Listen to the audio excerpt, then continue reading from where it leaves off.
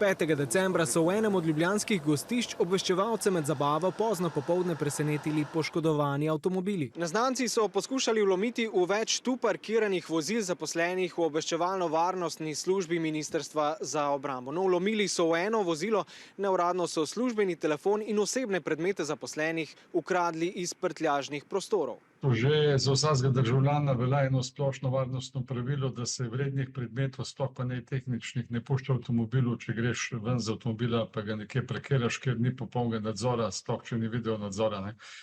V tem primeru pa tako pravilo za pripadnike profesionalnih obveščevalno-varnostnih struktur še posebej velja, ne. Ministrstvo za obrambo odgovarja še, da zaradi odtujitve službenega telefona niso nastala varnostna tveganja. Ukradeni mobilnik pa naj bi neuradno nadaljavo onesposobili. Jaz recimo tazga telefona niti ne bi nadaljavo izklopil, ampak bi ga pustil aktivnega, ker bi potem lahko s pomočjo tehnike ugotovil, kje se nahaja, pa bi ugotovil, kje je storilec. Zaposlenemu, ki so mu tatovi ukradli službeni telefon, neuradno ne grozijo sankcije. Je pa seveda sigurno že doživel pač neko varnostno obdelavo, ne, ker so ga verjetno, da kolegi, ki se ukvarjajo z notranjo varnostjo v službi, temeljito izprašali pa podočili o tem, kaj se sme pa kaj se ne sme delati.